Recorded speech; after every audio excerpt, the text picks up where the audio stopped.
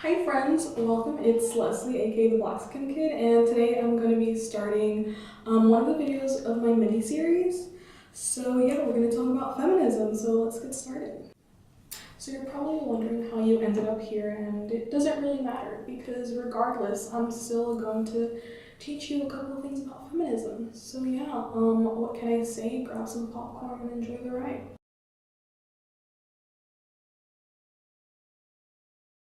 I'm going to read you three different definitions.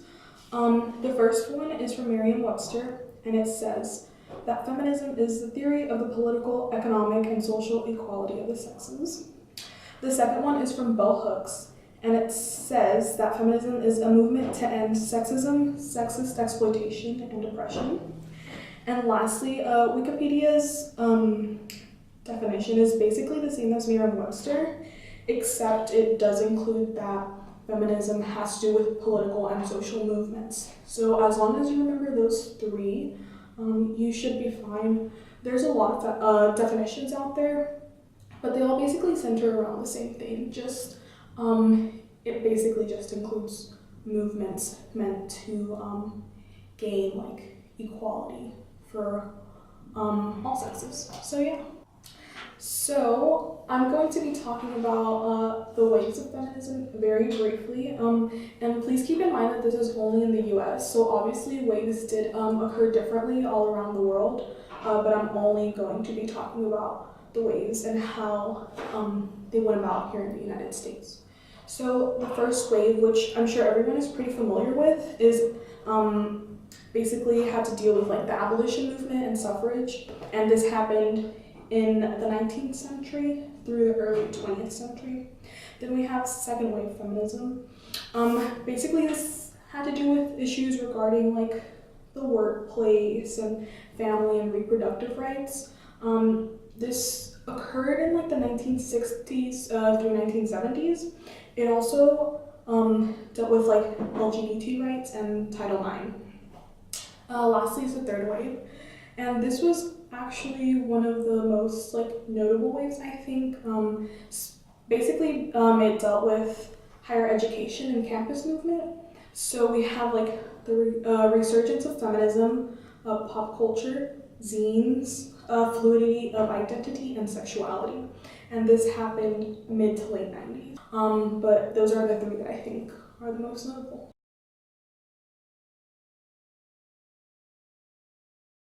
The first type of feminism I'm going to be talking about is liberal feminism. Liberal feminists were basically culturally and politically conservative. Their main focus was reform and like actively seeking to change laws in order to actually cause change. Some important things that you should know is that they had a very strong analysis of like the social construct of gender. They also focused on like women's education, so they wanted women to get a higher education. They focused on changing traditional social institutions. And while this is all great, all the feminisms do have critiques because obviously none of them are perfect. So critiques for liberal feminism would include that they were not inclusive. They focus mainly on like the experiences of white middle-class women, and obviously they left out women of color and lower-income women. And they also did this thing called Add Women and Stir, and if you're not sure what that is, that's basically just adding women to everything instead of actively seeking change.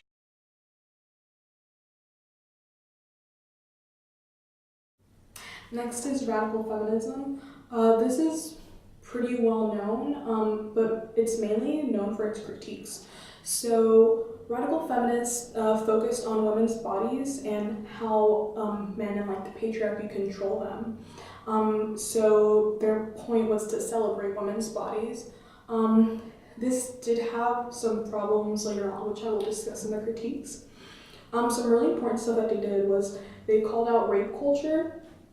I believe that radical feminists were actually the ones who started to have like crisis centers for women where they could go if they were being like domestically abused, stuff like that. So yeah, they obviously created safe spaces for women. and they called out this heteronormativity amongst like society. And while all that is great, some critiques do include that they were not intersectional, and a lot of the times people fail to understand that we all have multiple identities, and so if we take part of our identity out of the equation, it's not as strong of like a point you're trying to make. For example, I would be a woman, I'm a person of color, I'm cisgender. Also, they fail to analyze how women can also oppress. So women can oppress other women can oppress men. So that was something that they really did not seem to understand. They had this savior complex that was almost like colonialist. So, for example, if they saw a Muslim woman wearing a hijab, they would say, "You don't have to wear that. You're oppressed. We understand that. We don't want you to be oppressed." And maybe the reason the Muslim woman is wearing a hijab is because she wants to wear it, and so that's where that like savior complex comes into play. And then lastly, something that I'm sure a lot of people are familiar with are TERFs, so trans exclusionary radical feminists. Very transphobic. Obviously, not all radical feminists are TERFs, but a large part are, and that's why that is a critique.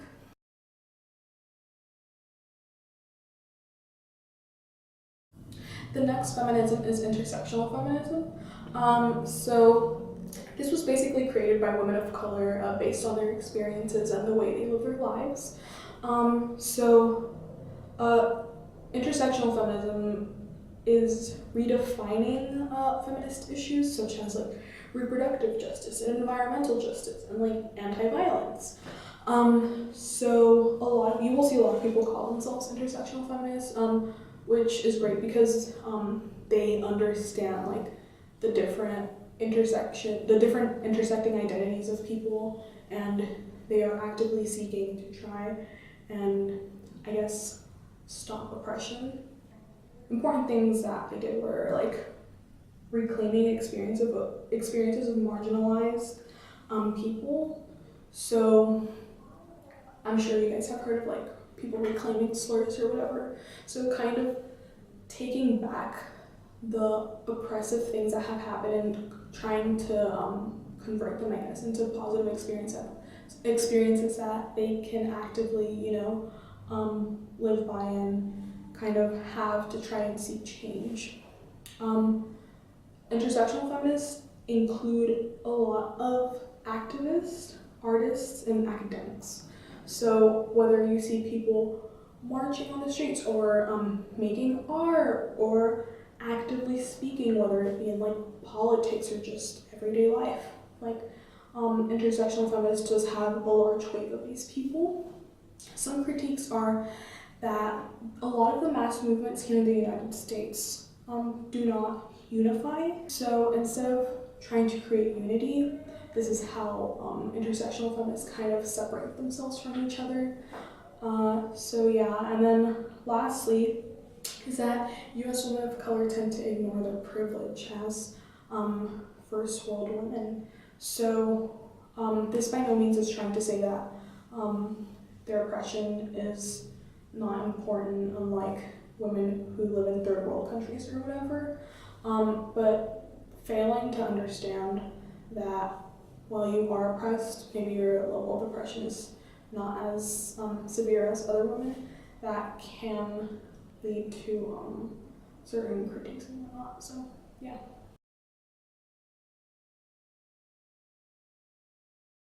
So lastly, I'm going to be talking about post-feminisms. So one of the feminisms is postmodern feminism, and this type of feminism kind of emphasizes the deconstruction of social norms and whatnot. Then there's queer feminism, so they focus on like anti-assimilation, and like I guess you would basically have to change everything. So the way you think, the way society functions, this would also include like social norms and constructs and stuff like that. So reshaping everything would be something that you'd be willing to do. Trans feminists, so basically They are trying to deconstruct gender, sex, and binary for obvious reasons. And then we have global and transnational feminists. And so they're basically like anti-militarism for obvious reasons as well. And they have formed kind of like an analysis of like Western feminism. So they talk about like decolonization and whatnot. And while all of these things are great, there are obvious critiques that the concepts are too abstract. Obviously, as queer feminists want to just change everything. Ideally, that sounds like a great idea, but in concept, that is very hard to do. Changing the way people have always thought, how people have raised their children, been brought up to think, etc. Those are very hard things to do. So that's kind of why that's too abstract and not necessarily realistic. Also, post-feminism tend to kind of make all sorts of oppression equal, which is not necessarily bad, but for example, you wouldn't treat someone dying of a gunshot wound the same as you would someone who has the flu. So obviously, like, those are very different things, and to make them equal is not right. So there's that.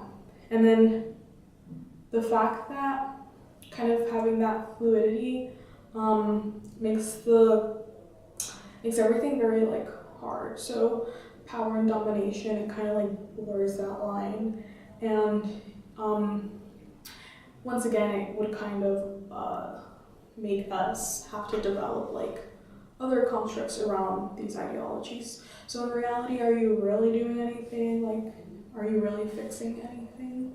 So those are some of the critiques from postmodern feminism. Thank you guys so much for watching this video. I would like to give a shout out to my friend Sarah for helping me film. She's behind the camera and was laughing at me the entire time. That's why I was so nervous. Thank you so much. Make sure to comment, like, subscribe. Let me know in the comments what kind of like videos you'd like to see from me, whether they be in like my mini series or just in general. I hope you learned something. I don't know, tell me what you thought about the video. If you have any other like ideas or what you think about feminism or like what you did today, I don't care, just let me know down below. So yeah, you'll definitely be seeing a lot more from me. Thank you so much for watching.